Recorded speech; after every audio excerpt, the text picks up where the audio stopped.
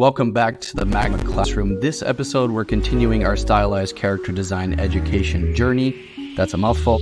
With professional designer and educator Udi Kalmanovitz. Over the past few episodes, Udi has been deep diving in simplifying the major aspects of a stylized character design. This episode, Udi will be combining all of these techniques and approaching in one focused lecture. This episode will be packed with precious creative gems, so stick around, join the art space in the description, and click the Canvas invite link to jump in and receive feedback from Udi during our session. So get your pens ready, and we'll see you in the Canvas.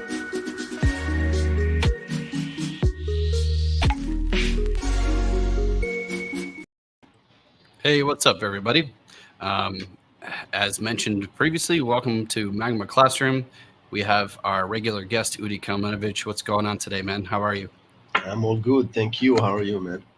Doing great. Excited for another session on character design. We have been kind of cruising through this one for a while now and have stepped into a new sort of phase where we're getting to kind of explore with new ideas. We've had a couple of actual requests from community members, people asking for just more iterative, quick design and flow. So I think, how are you feeling about today, Udi? What are you feeling like tackling on character design? I feel like maybe coming up with like a certain idea and just like exploring different options and just play around with it. That sounds great. Yeah, like at this phase, I guess this is a good question maybe to start on. So like I guess this is kind of like if you're just in your free time and you want to do some art, you kind of just have to figure out what you want to do, right? Yeah, like recently I just had a discussion about it with a friend. And I told them that like recently I came to a point where like I was starting to think the way I drew when I was a kid. And like, you know, when you're a kid and you're drawing, you're not thinking if it's like, if what you're doing is like correct or right in any way. And you're not thinking on like what people are going to say about what you're creating. And you just like have like those moments of like inspiration and you do it for the joy. So yeah. So I hope that's what we'll be doing. Well, it's I guess you can never say for certain how consistent that's going to happen. I feel like I've always had moments where sometimes that energy flows better than others, depending on certain circumstances, right?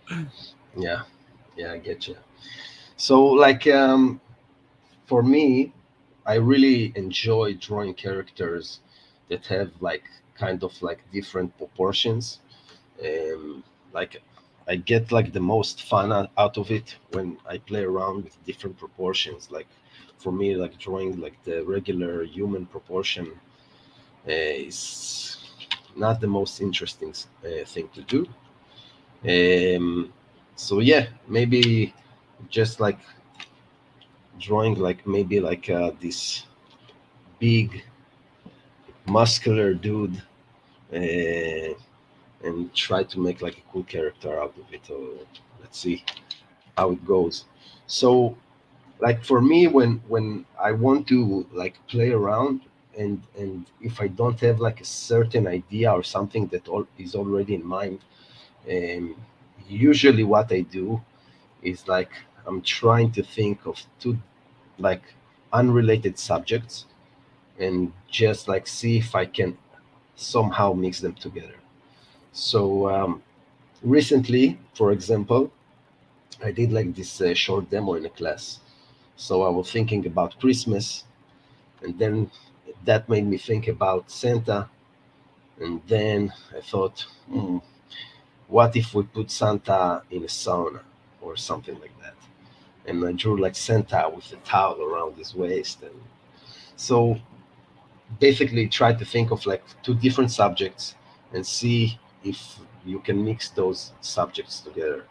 Or if you have like an idea for a character, maybe it's like a certain profession or something the character does.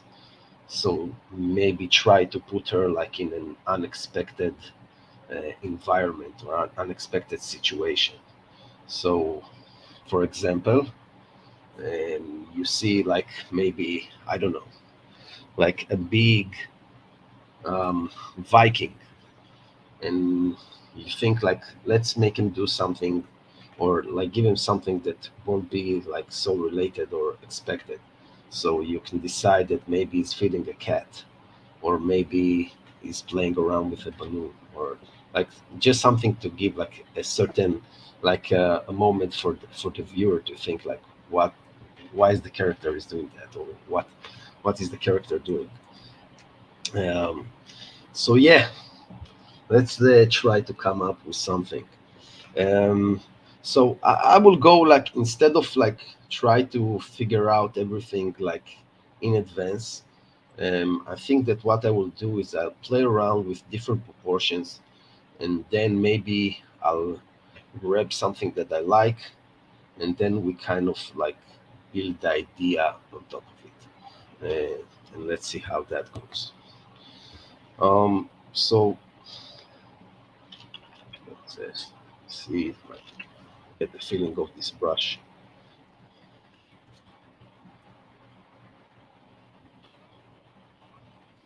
Um, yeah, so for me, if I'm like quickly trying to rough something out, like I try to not get into too much details.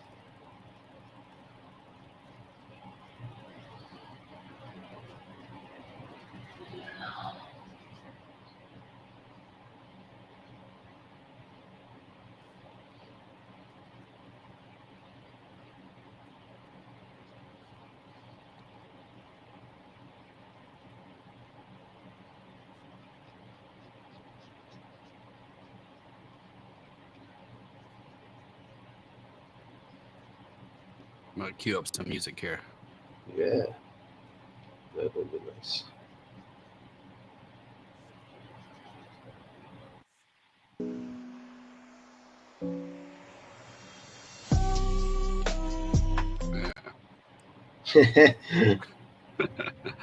It's good at first, and then you start that. It's the electronic keyboards that always throw me off. If it's too funky, I'm like, no. I just want a regular piano, you know?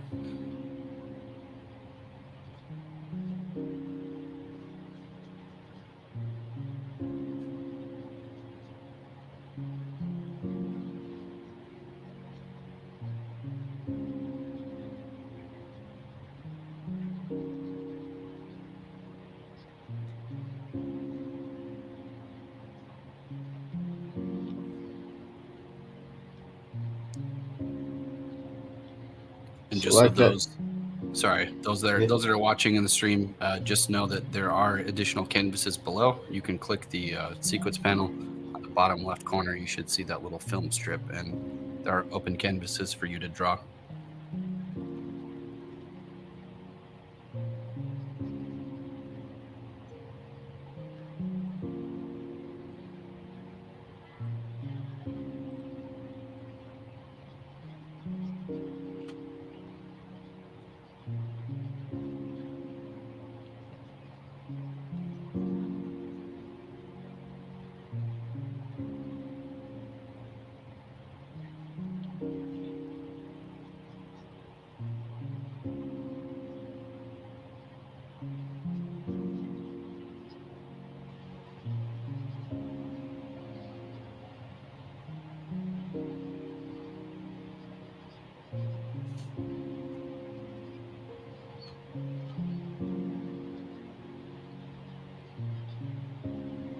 What kind of music do you listen to when you draw at home? Hmm, that's a great question. Um, well, if I'm not like, if I don't have like a particular idea, then I'll try to pick something that doesn't really requires me to concentrate on the music, like something that can just be in the background. And it also depends on the mood I'm in. If I have like a certain idea, like a specific idea in mind, I will actually try to think or to listen to something that is related to the idea I want to create. So if like I want to create, like, let's say, a Viking character, I'll listen to some Nordic music or something, and so I'll try to use the music to actually like give me inspiration and get me like in a certain mood. Um, but a lot of times I actually like sometimes I started to listen to music and I feel like I'm distracted by it. So silence is works nice for me as well. Yeah, I hear that. I feel like if I ever get into a creative session, I'll start with silence, probably for about an hour or two. And then once I get a groove going, then it's like, okay, I kind of got my flow and I can throw on some music and it won't distract me. But to your point, like I'm the same way. It has to be very subtle. Like if I just throw on Skrillex or like something like crazy loud, it's not happening. It's going to throw me off.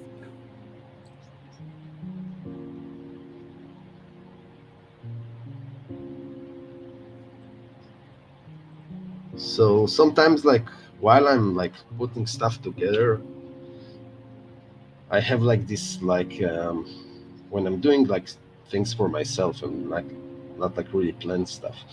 So I have like this like ideas that maybe like coming to mind at that moment. So like I wanted to make him like grab something or lift something, and then I decided like to put like two bags in his hands, and that kind of like make me think what can be interesting, like will make like the viewer see this character and like kind of wonder what he has inside those bags.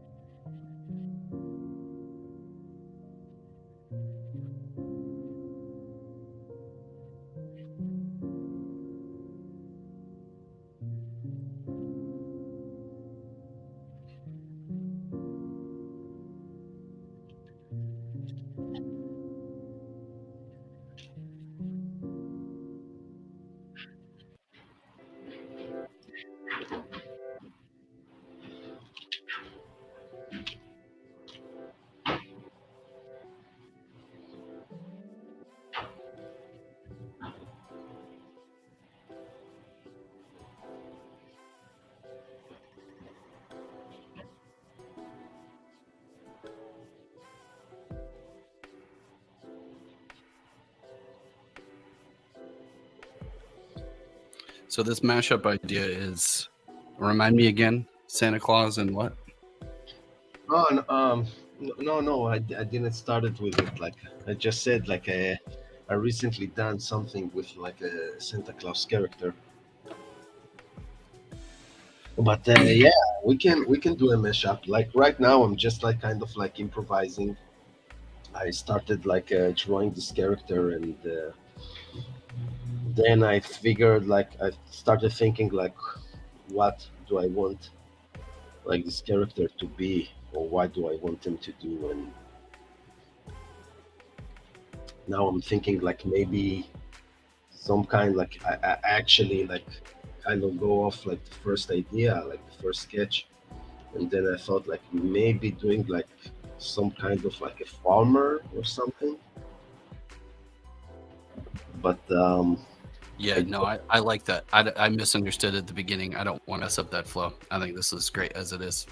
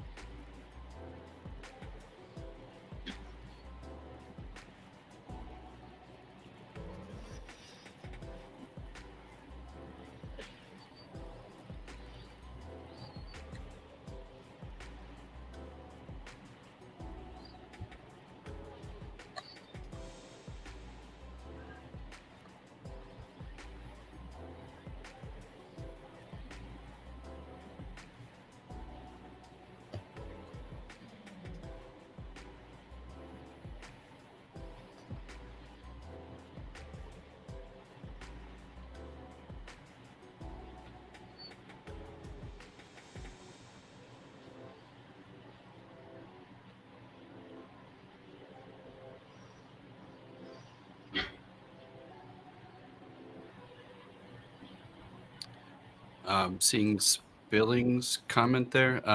Yeah, if you're listening, I'll share this in the chat as well. But no specific topic here. We're actually just kind of free flowing. Udi is sketching from the mind, I guess, is the topic today.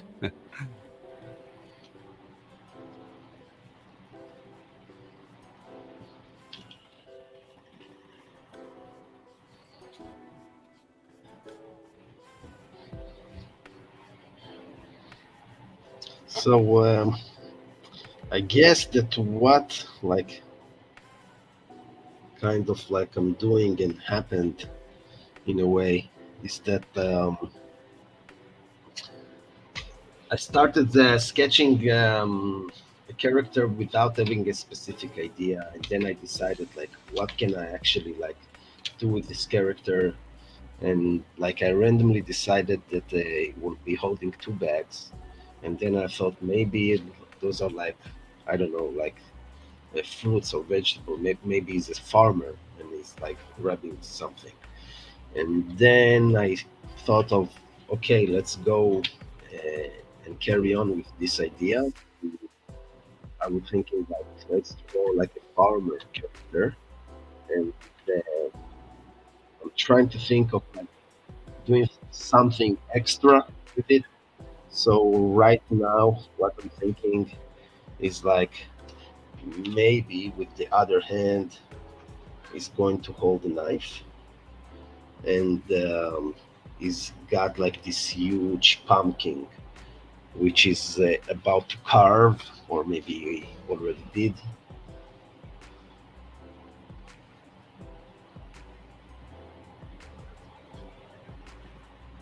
So I'm trying to think of. I will actually use this opportunity to show something like a trick that I use sometimes.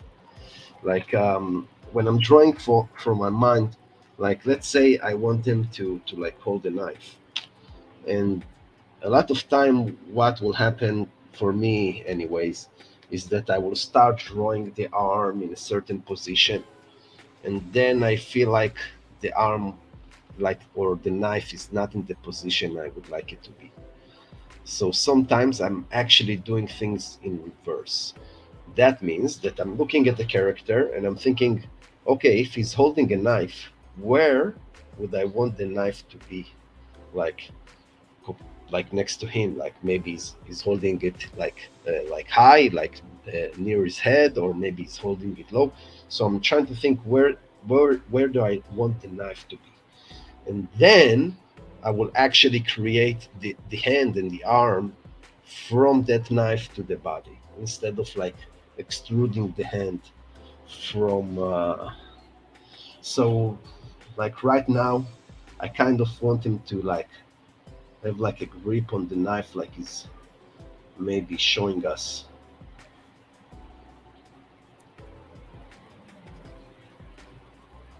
what he's doing. So maybe he has have the knife like in this position. So this is where I want the knife to be. And if I want to the knife in this position, then I need to actually like now create the hand, like how the hand that is holding it supposed to look.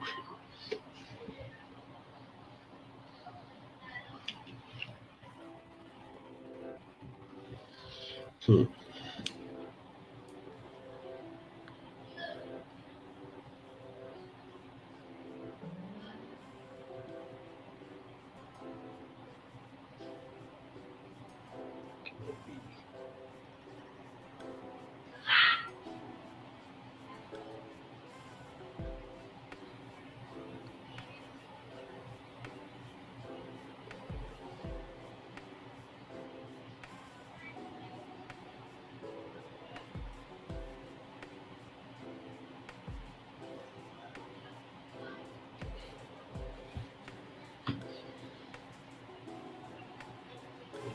Hmm.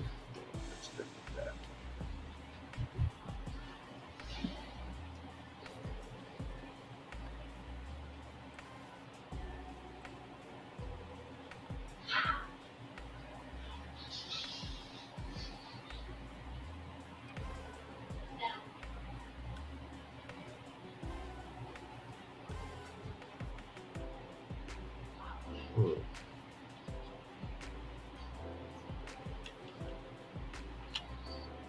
Actually, not sure about that. Let's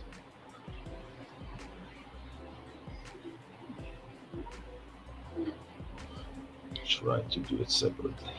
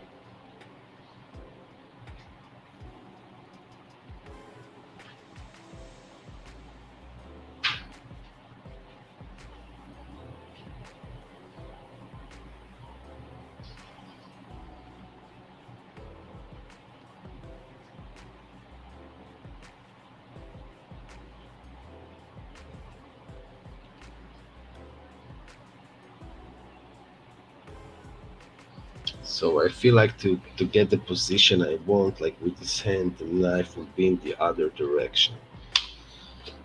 So I will try to think of a different placement for the knife.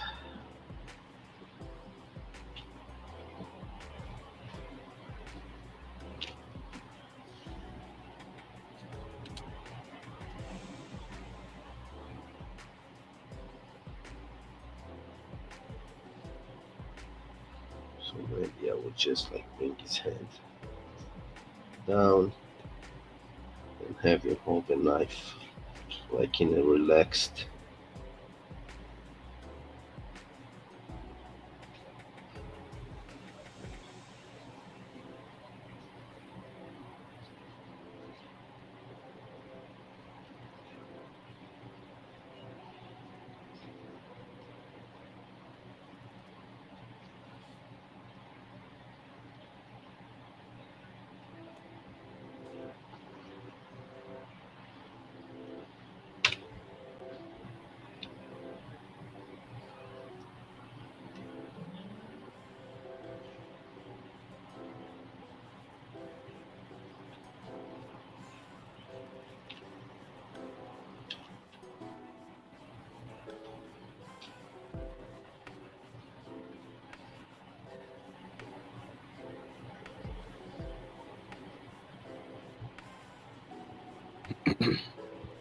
It's always great to watch you blow out these ideas, particularly just nailing the angle of the arm and the wrist. It's always impressive. I feel like I like that trick that you're playing around with there earlier of like positioning it first so you can kind of figure out the hand and how it's Yeah, fitting around it before.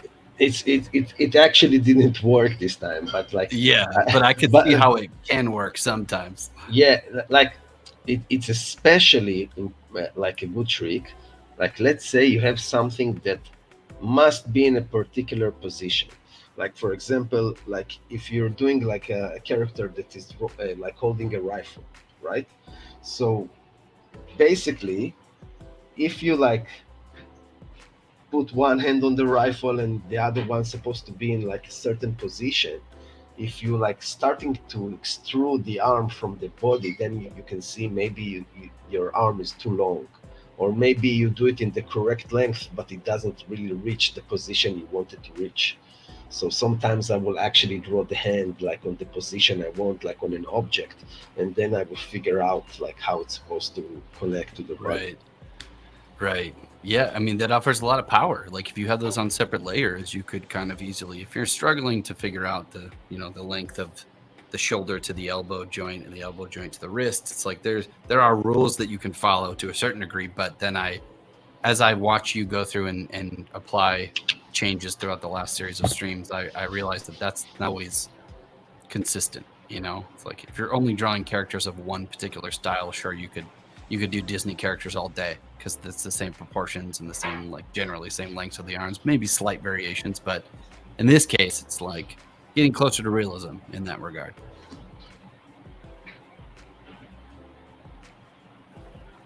So yeah, I agree. And let's see right now. I kind of want them to.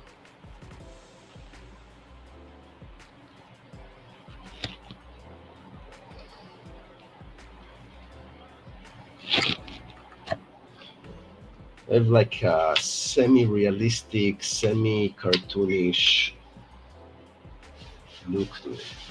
Like I do have like a picture in my mind of like the end result, like more of the style.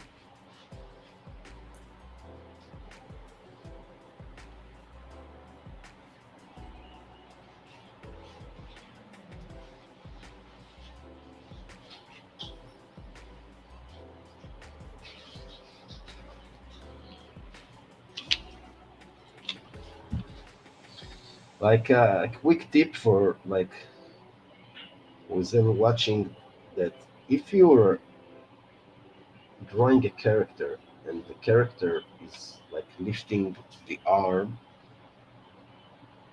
over like 45 degrees, so like he's lifting the arm and it's like past 45 degrees, then you got to get like the shoulder up. So basically like it's actually like anatomical kind of limitation that we have like in the shoulder joint. So once you bring like your shoulder, like your arm, like you raise it laterally, and once you basically go over 45 degrees, then your shoulder will start to come up. And like a mistake that I see very often, like is that people are drawing characters with their arms up, but they place the shoulder like in their natural position, and they're thinking of like arm movement as arm movement, but like most of the arm movement is actually shoulder movement. And so that's like kind of an important tip. And then it's also kind of like make the character feel like a little bit more interesting, because you break the symmetry and you're not always placing the shoulders in the same height. So I kind of like where this is going. I'm thinking instead of like making him shirtless, maybe we'll put like a tank top or a shirt on top of him. And I do like the towel over the shoulder idea.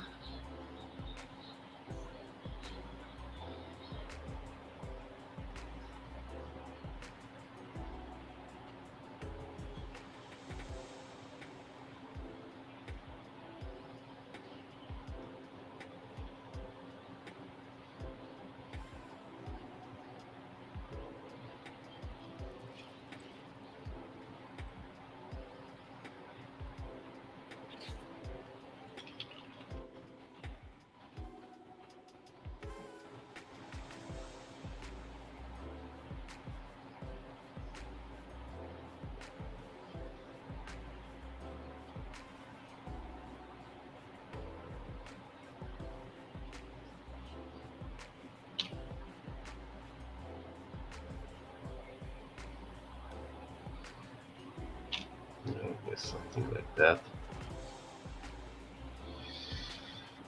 And now, like, I'm trying to let's merge all those like sketch layers together.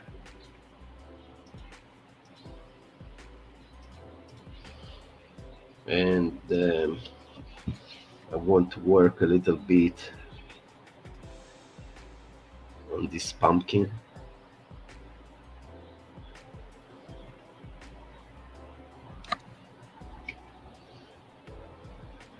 Kind of rough out like her volume and direction.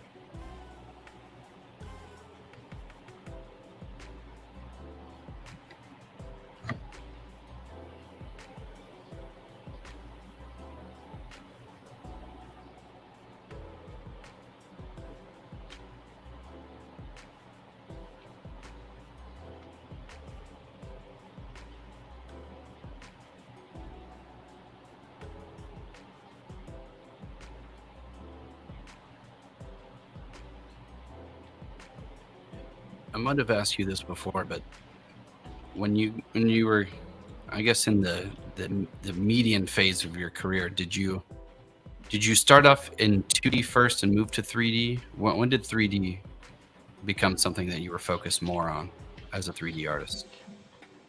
Um, yeah, I started with 2D, like not only professionally, like obviously as a kid, I started like drawing, and like 3D came like much later. And I was like, I started my professional career as a 2D artist. At first, I did like, I'm talking about like before games and stuff like that. I did like a lot of editorial illustrations, different things for print mostly. Um, and then I started seeing basically different artists like posting their 3D models and things they are doing in 3D, and I got really like interested and intrigued by it. And I always had like sort of like I was attracted to sculpting as well. And we're talking before ZBrush and before like different sculpting software. So at first I tried to play around with it a little bit myself, and downloaded a few softwares and like try to play around and like try to learn things by myself. I remember I bought like this course like that went with all the stages of creating like a simple character with texturing and everything. And I did that, and after I finished this course, I realized I don't like really soaked in or remember anything, and I didn't feel like I can replicate it. And then I decided to actually start like to learning. So I enrolled to the college that I'm teaching at right now. So I actually like discovered this college as a student a long time ago. Um, and yeah, and I decided to learn 3D. I learned 3D and 3D animation.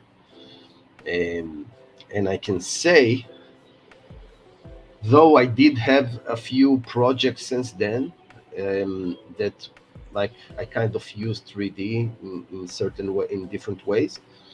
Um, Obviously, it didn't become like my main profession, but it like really changed the way I approach drawing. So like I think it was like the best thing for me actually 2D wise. Like it really like affected the way I understand lighting and think about lighting and think about structure and volume. Um, it made like my uh, something I call intuitive perspective, like to get to reach a point where you understand the basics of perspective, but you can actually draw in perspective without really planning perspective, without like using all those like vanishing points and starting to draw grid.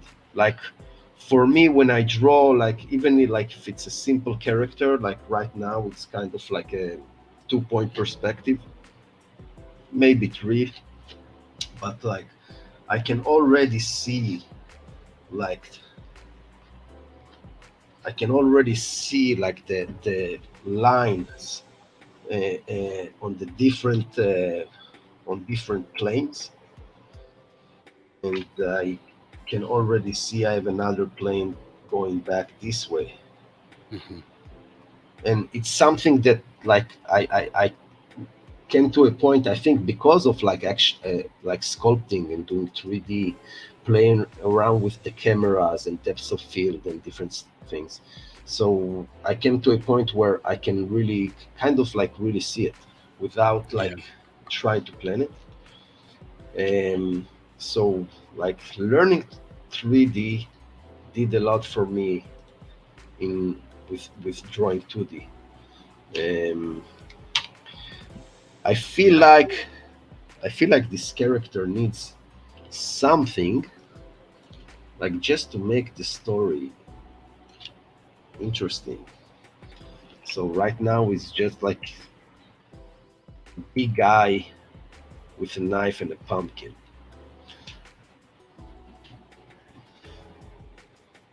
But maybe he has. That's great. Okay.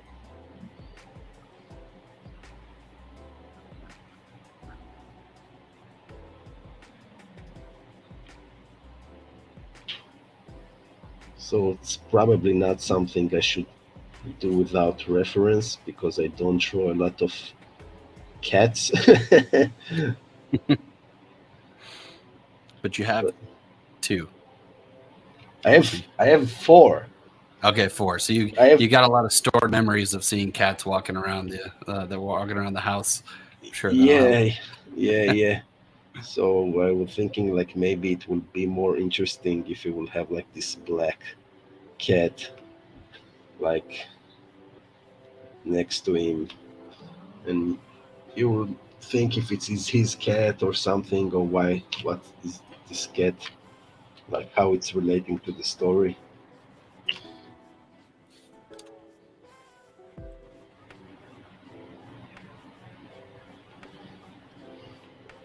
So I'm not sure. Um, I think I'll just start something else.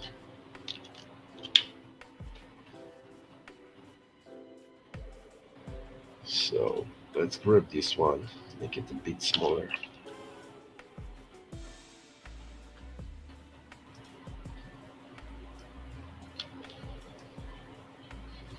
So I kind of like the progression of it. Like what I mean by that is like I did like the first sketch where I had only like a partial like of idea of how I wanted like the character to look like anatomically. Like I kind of saw his face in my mind, and I knew I wanted like this big guy with long arms, and then actually while starting to sketch and like thinking of what should I add or what should I do, it kind of like started to build the idea of something else.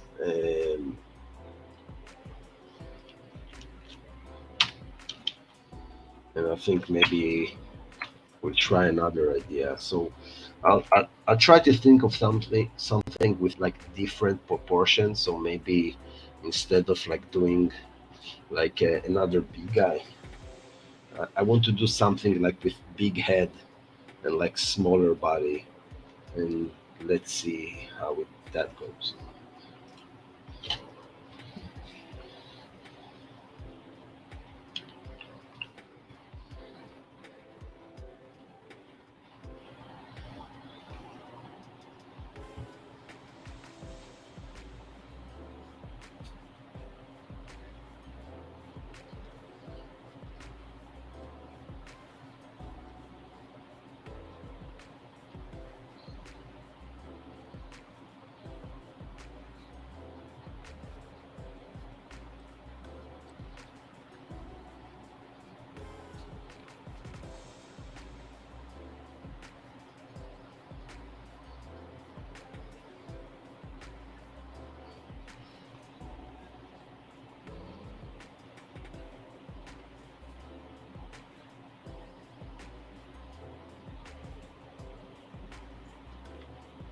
Hmm. Another thing I sometimes do, if I want to have the character standing, but like maybe I'm looking on the character from a little bit from above or something. What I will do is like I will actually like raw out, um, like I will raw out like sort of a plane, and then this plane will kind of like represent like the ground that is like stepping on or standing on, and then it will actually help me to stay like with the feet where I want them to land. So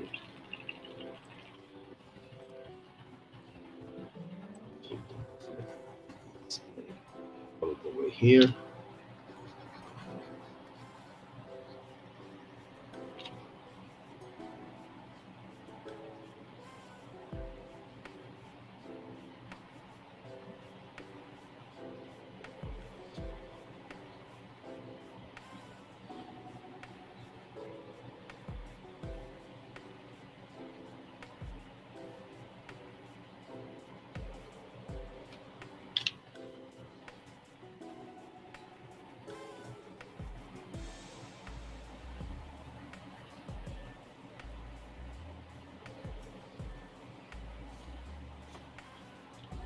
Okay.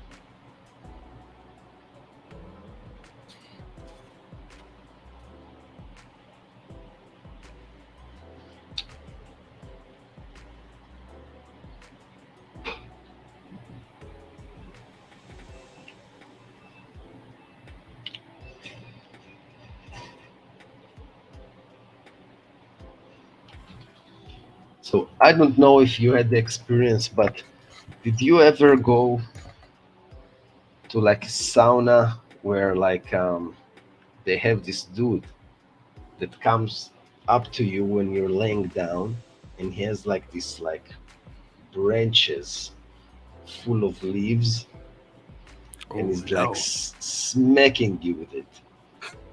Oh, I've seen this. I have seen Yeah, this though. it I've it never experienced it myself. yeah. You usually it like it usually I think you see it like more in the Western Europe countries. Like Right. I have a few Russian friends that once took me to a sauna. True story. When I was like about I don't know 20 something, like long time ago. I have a few Russian friends that took me to a sauna, and then I'm laying, and like this guy come like he's like naked and wrapped like with like a towel wrapped around his waist, and he has like this. I think it was like eucalyptus leaves, and he has like these two big like branches like full of leaves, and he's starting like to smack you with it. And because you're inside the sauna, what it actually does, it pushes the air, and it, it like feels like really really hot, like pushes the air towards your skin. So so that's what I'm drawing, like this a crazy sauna guy.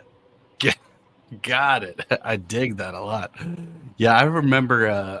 So the mechanism of eucalyptus is what that it like it as it hits your skin. Is it supposed to activate something I think or it does two things. Like they use it to actually they don't hit you because you don't you don't feel like the heat. You feel like it like pushes the air, and like because like the air in the sauna is so hot, like it pushes the air, and then you feel like this like heat. I don't know how mm, to, yeah, like this like localized heat like in a certain area. And also I think like the eucalyptus like has like this kind of smell that really opens up like your sinuses and stuff. mhm, um, right? Well, outside of the physical attributes as a character choice, that's an awesome interaction, and it's always better.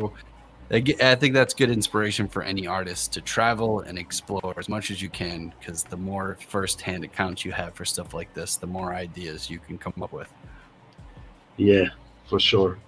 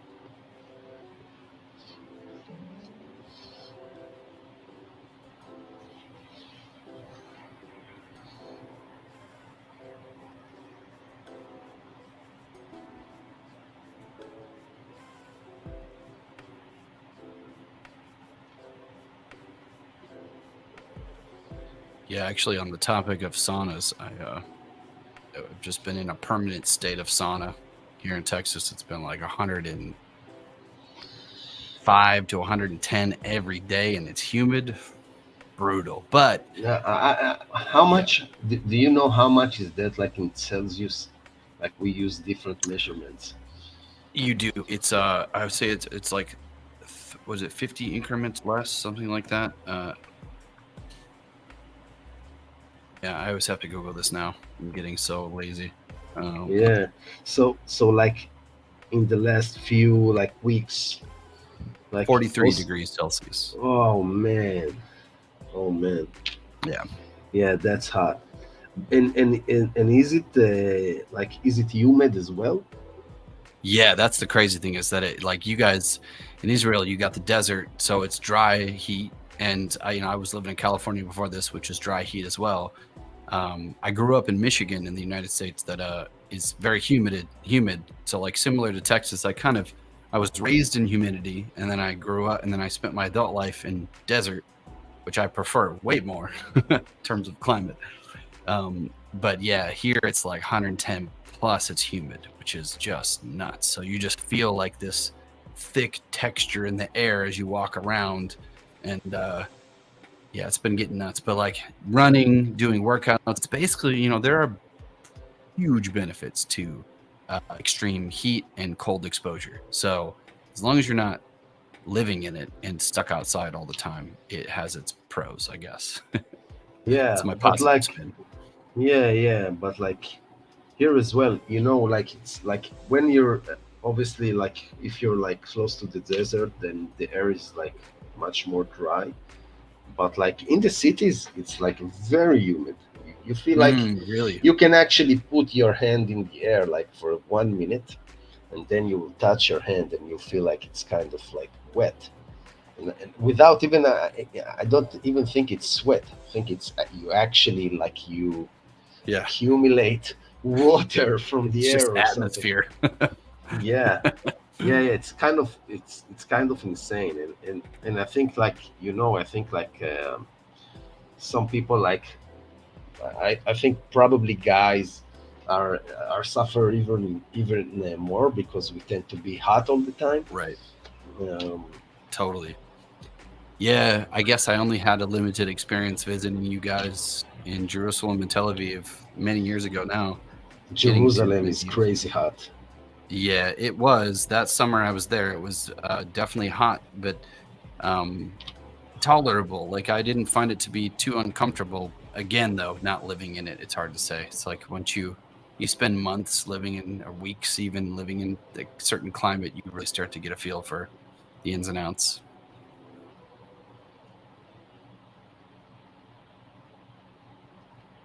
Well, at least you got the beaches, though. Do you guys get out a lot? Yeah, actually, lately we've been doing it a lot more. Like right now, also like the kids are like in holiday. So lately we go to the beach like much more often than we used to. That's cool. Yeah, I like it. Any beach is top three best place for me ever. No matter where it Yeah, is. As long as it's the beach by a body of water, I'm a fan.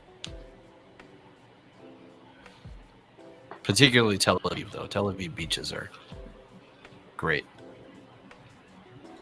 let's flip this guy and see what's going on.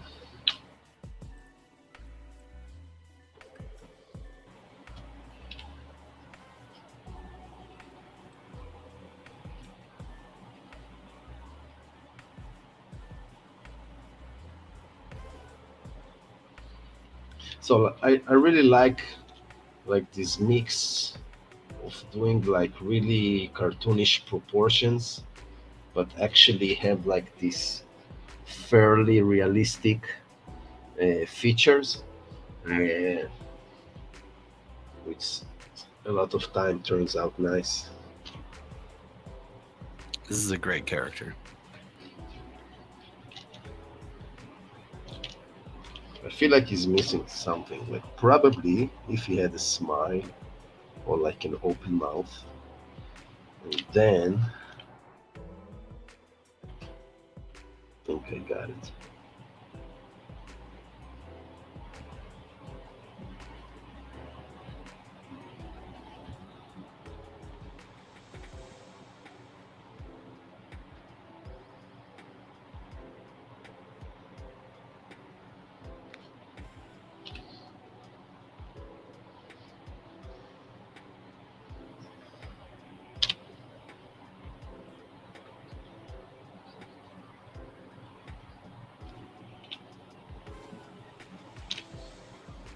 Do you ever sketch on paper?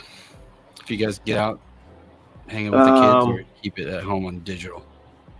Um, Mostly digital these days, like because I do find myself sitting around, like sitting next to the computer, like most of the day.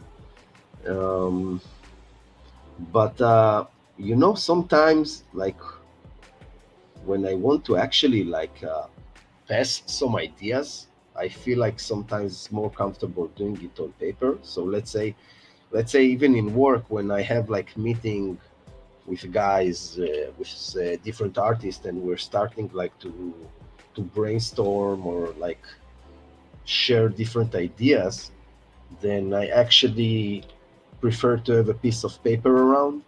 And then if like I have a certain idea or something that I want to show, I actually prefer to just sketch it on paper. Makes sense. I know I can never get rid of that itch to if I have a quick thought.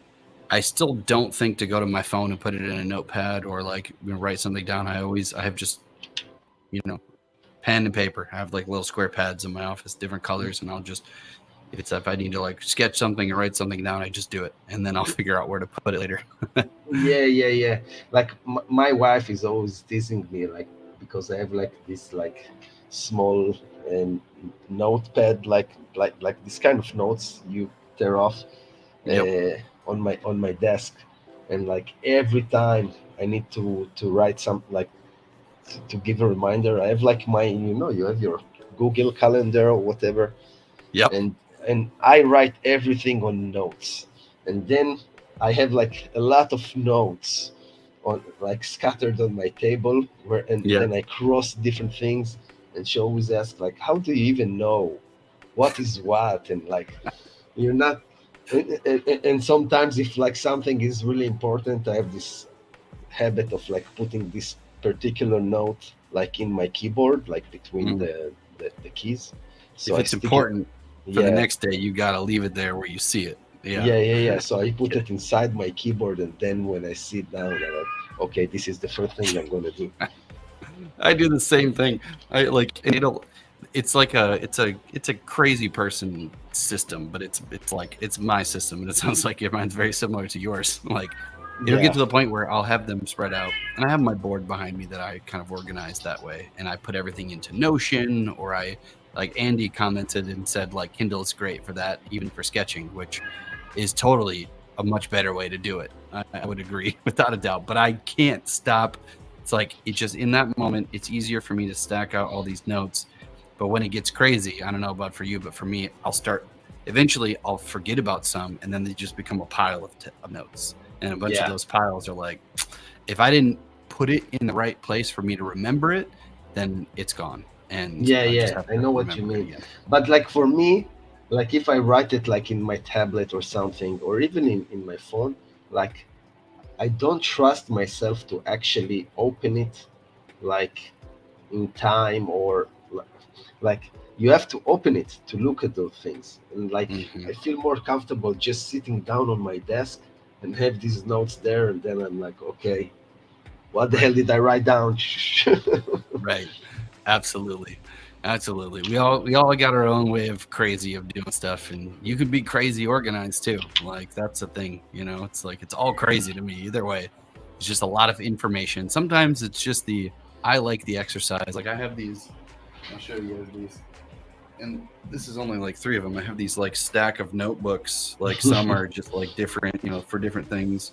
And it's just the exercise of just getting it out that makes me feel better sometimes. I don't even know if I need it. It's just I just need to get it out. so I know that I put it down somewhere.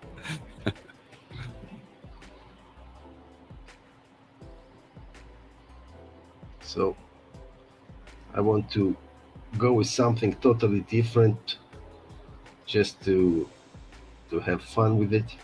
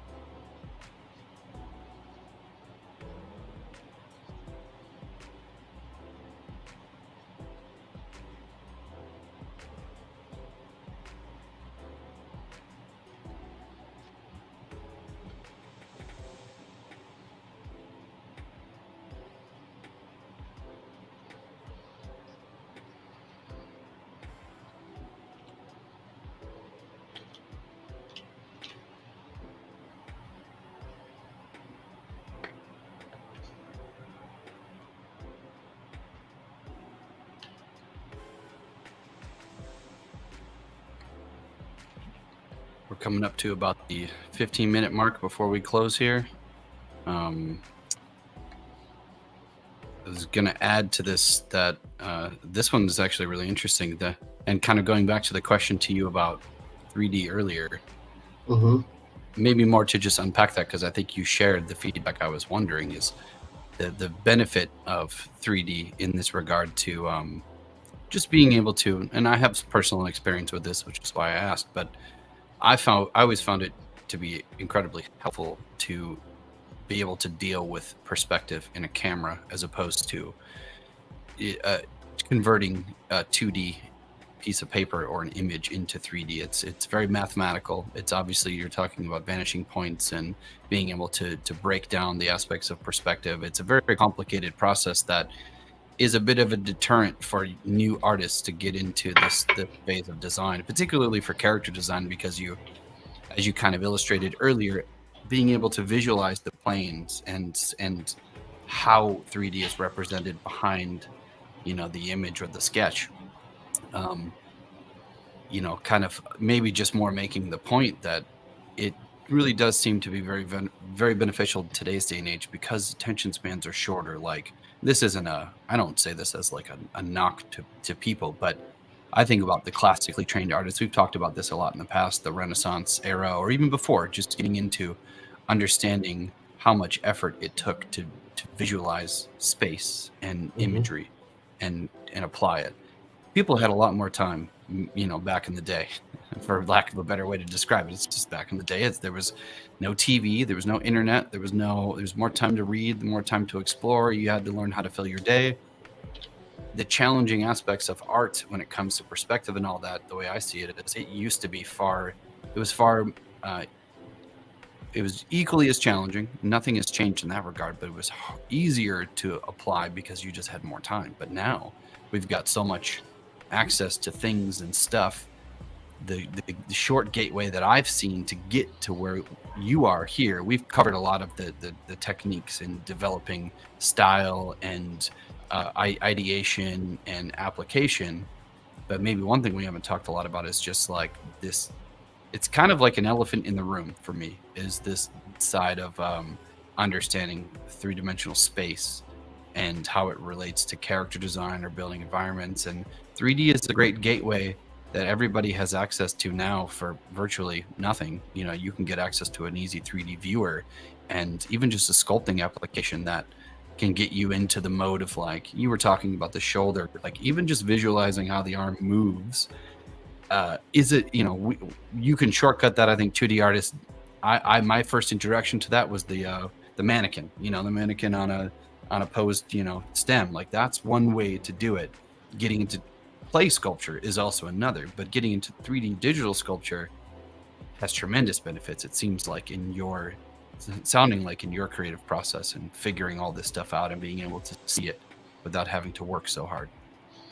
Yeah. So I feel like some artists are like kind of like this, like very intuitive, and they can like actually like draw what they imagine, and they just see it on the paper. It's like they're tracing over their own imagination. But I think like those are kind of like very rare human beings, and a lot of times when you see like an artist like that, you kind of like it can be misleading, because like it's like trying to chase something that maybe if you were not born with, that maybe this chase would be like for nothing. I feel like if you basically take the fundamentals of perspective and volume and like structure, then basically it just like gives you the tools that even if you're not this like person that was born like like extremely gifted, you can do like basically simple stuff to actually kind of like create what you're doing. Like even like for like a lot of my students, they like come from like more of a background of like traditional art, where they are very good in like drawing and painting from observation. They can do like great portraits and like environment paintings and stuff like that, and which I extremely like. But it's a totally different like muscle in your brain that works when you draw something you see, or if you try to actually like kind of calculate how something should look. And then like honestly, I sometimes I can give like my my students, like beginner students, like a simple test or exercise where you basically you take like three shapes that are one after another, and I tell them like draw these shapes like from different angles in the same proportion. So let's say you have a cube, you have a sphere, and you have like kind of like a pyramid, right? So you want to turn them like in a certain direction, and then you say, okay, here is my cube. And you see that once I'm drawing the cube, I already imagine like the foreshortening and perspective. And when I put like the sphere, I'm not just drawing a circle, I'm actually thinking about the volume of the sphere, and like if it was close to the cube, how close can it get without like actually going inside the cube, without Mhm. intersecting with the cube. So I'm kind of like try to think of like the volume of the sphere. And then if I start to lay out like my pyramid, I will probably just lay down the base of it, and then I will try to figure out where is the center, and then I will bring the other plane. So let's say I drew those shapes like from a certain angle, and then I'm thinking, okay, but how will it look if I'm taking the cube even more in my direction? Mhm. Like, so I'll rotate the cube even more, and then I have the sphere going back like that, and then I have the pyramid probably just peeking a little bit from here, and I'll try to rotate it and observe it. Like, let's say that this is from underneath, so I'm doing like kind of like the same, but like from like actually from the bottom.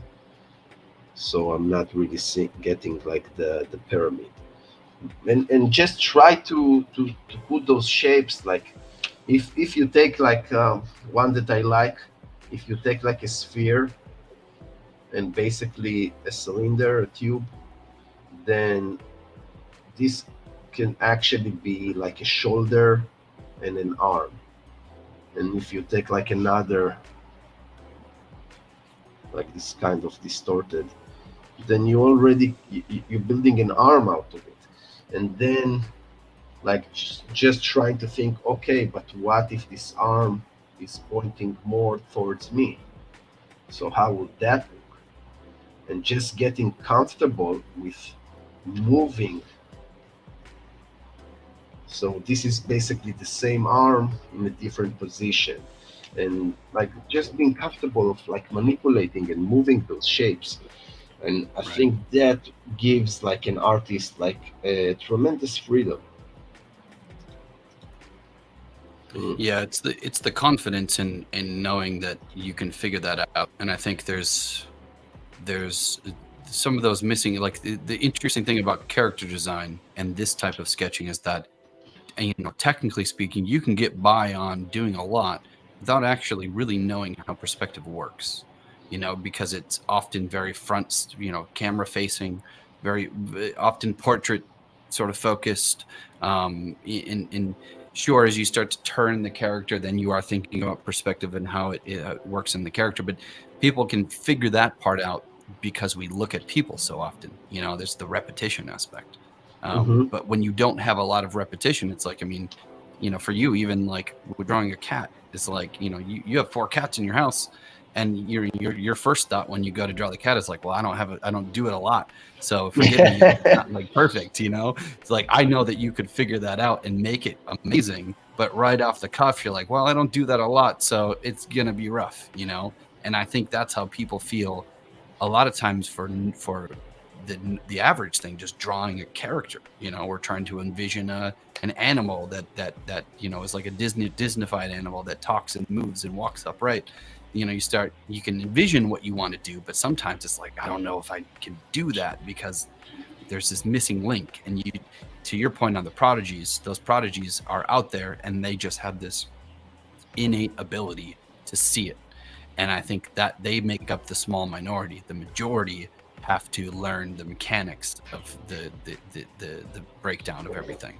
And I've come to find that if you don't want to go through, or if you don't have the availability, because the truth is not everybody can afford a spectacular degree in art in the fundamentals. You can get fundamental training online for free, YouTube's stuff we're doing here. But a great way to explore these ideas is through action and repetition, and introducing 3D or getting a posable figure is like, it opens up. I found that it opened up doors that didn't require me to sit down with a master that would teach me the mechanics, and would probably get into like the mathematics of things and stuff that some people just, their brains turn off. It's like, I've experienced that myself, where it's like there's certain aspects where I'm like, my brain cannot fully comprehend this, and it's frustrating, and it's a deterrent. But you could subside that frustration through just practice of just being in a space that is three-dimensional, that allows you to visualize shape and form. Sculpture is incredible for that. And it's such a great way to shortcut maybe a bit. Yeah, I totally agree. And like, I think like something that I really like to say to my students is like, in order to learn how to draw from imagination, you need first of all to learn how and what to imagine. So like, it's I think it's something that people are not like really thinking about or discussing about. Like, drawing from imagination is not like only affected by like your drawing ability, because if you're drawing from imagination, that it will be greatly affected by your imaginative ability.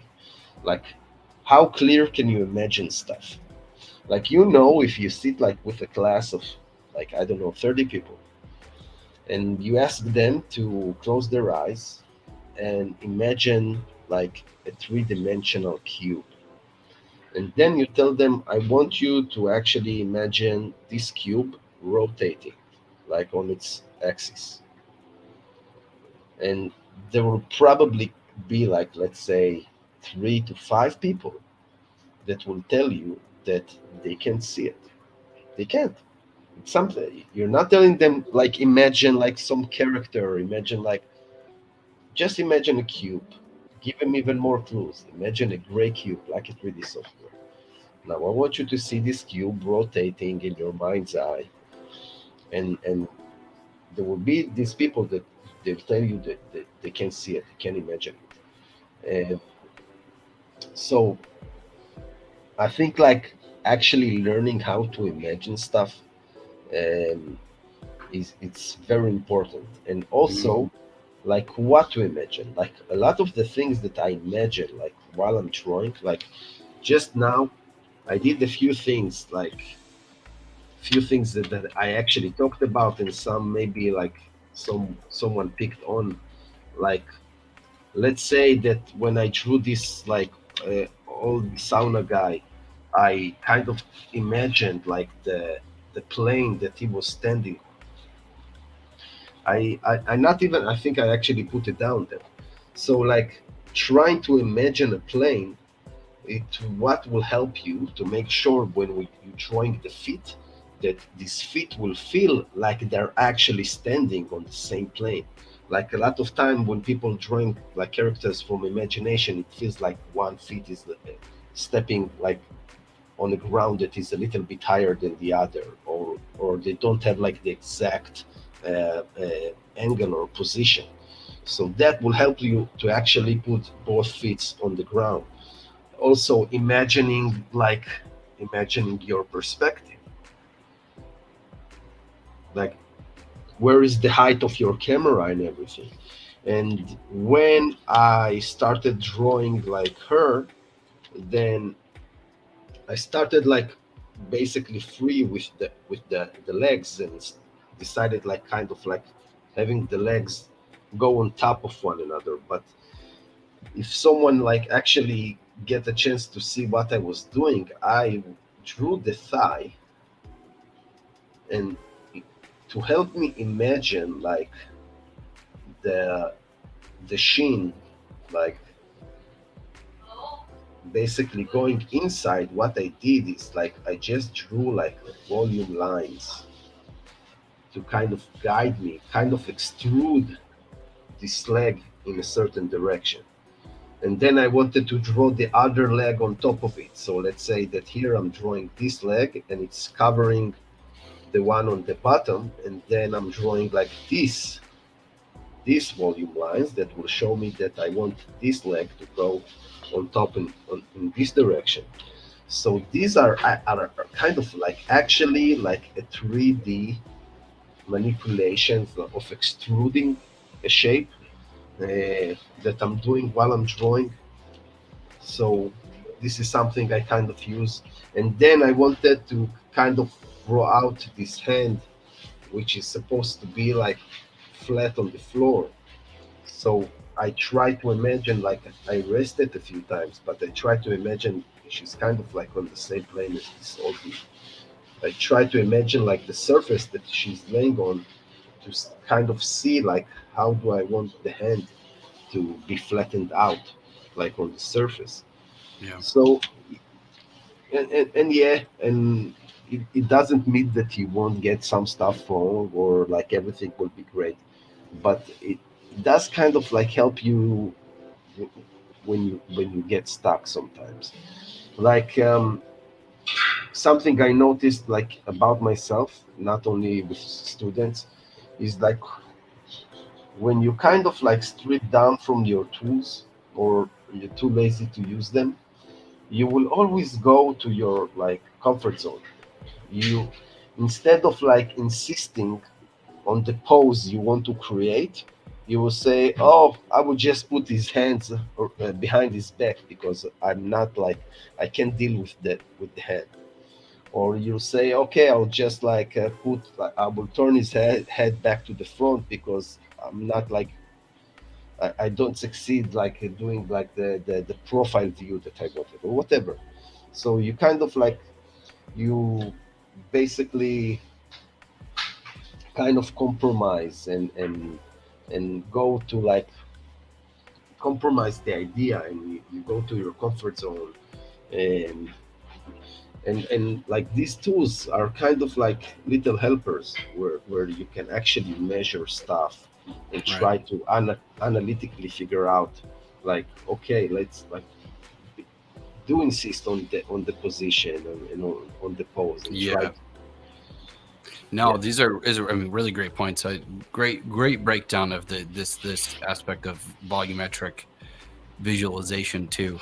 And this is something that for anybody listening to us talk about this stuff, this has been outlined in far more detail in some of your previous character design lectures that are going through more educational flow. This today is a bit more free flow and kind of hanging out, but for anybody that, if you go back through the series, there's plenty of topics and discussions around applying this.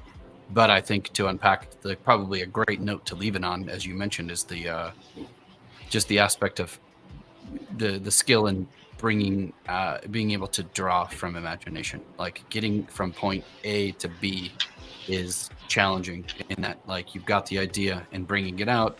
I can attest. I mean, I'll put myself out there and say, like, some of the blockers for me in that area to draw from imagination is, part of it is ego, but part of it is also like a tremendous amount of fear, which I think correlates to a lack of confidence, in that you aren't confident enough to, I guess, bring that idea to fruition. It's like I was not able to see those things and apply them because ultimately I was just afraid that I wasn't.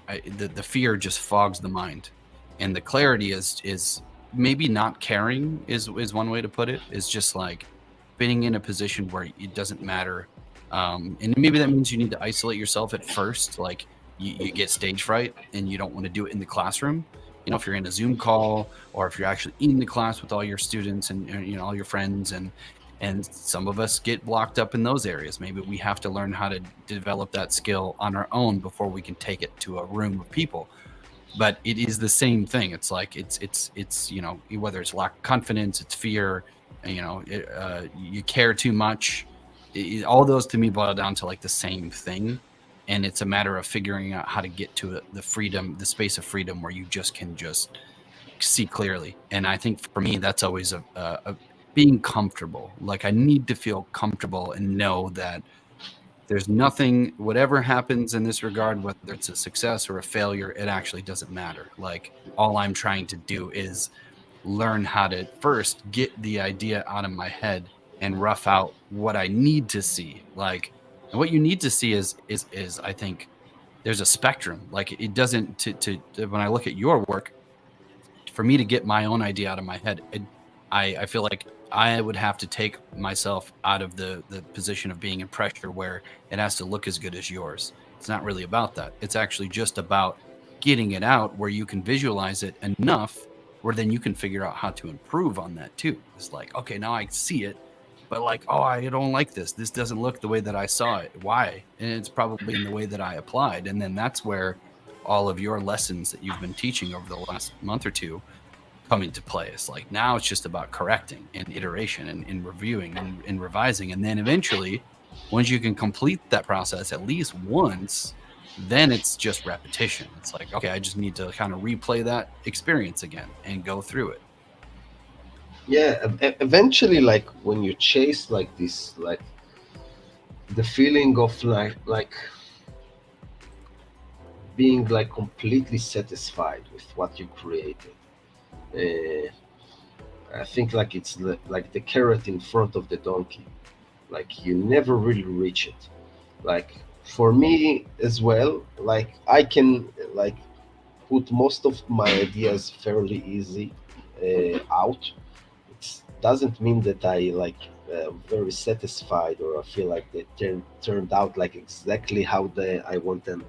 And I do look at other artists all the time, and like it's natural to compare yourself, and yeah. So I think it's never ending. Like when you reach like a top, like the top of a certain mountain, only when you're standing on the top of this mountain, then you can see like the top of a higher mountain. And then you say, "Oh, I didn't realize there is a higher mountain. I want to Right. climb that one." And when you climb the higher mountain, then you see the top of a higher mountain. So it never really ends. So I feel like it's like easier to say, but you should compete more with yourself and not with others. And like kind of accept like the fact that you will always see like different artists and different artworks which you like better than yours, and it's actually a great thing. That is actually what makes you want to draw. That is actually what gives you inspiration. That what gives you, this is your creative juices. Like if everything you drew like in your eye would be like much better than everything else, then nothing else would become interesting. And so yeah, it's a good thing. And I think I recently had an idea of like having two different sketchbooks. So you have the sketchbook where you show your colleagues and your friend or maybe your teachers, and like, and you have another sketchbook which is like a secret diary. And I don't mean it to sound like I'm actually trying to push like not showing stuff, because I feel like art artists eventually, when you're an artist, like the end result is actually you want your work to be revealed. And but I feel like that sometimes, like you mentioned earlier, like sometimes like the you you're getting stuck, on what people will say, how people are going to look at it, like, of with it not looking like the way you want, or like this other artist or whatever. And if you have like this like secret sketchbook, where when you draw inside this sketchbook, you know that those sketches nobody will ever see them, and like it's more like an experiment. Like if you draw something and you will know that nobody will ever see it, will it kind of free you up? Will it kind of like make you less paralyzed, less like stuck with like what people will think? And so Yeah. because I know today, like for most artists, when they draw, they already know they're going to post it on social media. They already know they're going to show them to their friends. They already know the teacher going to see it. Like you already know that people are going to see what you're doing even before you started. So unless you reach this point, which will obviously be much better, but unless you reach this point when you where you truly don't care what people will say or think, so sometimes actually doing maybe stuff and where it's like you keep it for yourself, it actually can be kind of free. Yeah. No, that's really well said. It's really well said, and a better note to leave it on in that regard. I think when it comes to, the fact that, and I think about that for sure, that everybody feels that same way. Even you, even somebody who exhibits and shows off wonderful skill and ability, you still have those same feelings that some of our users that are just getting started are having now and will continue to have. And I guess if a person doesn't have that, if they have reached the top and have no real motivators or drive to improve and consider themselves the best, are they actually going to be able to continue to maintain that? That's the real question. Is like, you have to have a motivator. You have to have something that drives you to want to improve, one way or the other, which is awesome. It really is a beautiful thing. And actually, I missed this, but it looks like one of your former students or fellow students or current students, Chen's art. Sounds like you've already helped this person go through that once before. Mhm, mhm. Yeah. So yeah, I know him. She's a student of mine. Well, thank you for commenting, Chen. It's much appreciated, and appreciate so much that people are willing to share these experiences. I feel like it's definitely important to be able to talk about this stuff and help each other grow. I mean, that's the whole point of these streams and Magma Classroom itself. And want to thank you, Udi, so much as always for jumping in and contributing these awesome 3 characters that just kind of came to fruition. This is really fun. Thanks, man. Yeah, it's always a pleasure. Actually, today it was especially fun. Like sometimes, actually, just playing around without like really having any expectation. Yeah, like no agenda, can just be chill and fun to kind of Yeah, flow out and not have to worry too much about anything. I agree. yeah, it was great, man. Well, thank you guys. A quick shout out to our joiners. We had, I believe it was Andy78. I gave a shout out to everybody. Spling was in there. We've got Everest, who is a regular joiner. We've got, I forget the last one was Anful. Thank you guys. All of your work looking cool. These free flow designs are awesome. Like, look at that. Got some going for the intense shading. I feel like with the highlights, that's going to be awesome. Everest, awesome as always. This one was, looks like Udi Spling. This is great. I was watching this kind of pan out earlier, and this looks really cool. I love the variety here too. Well done.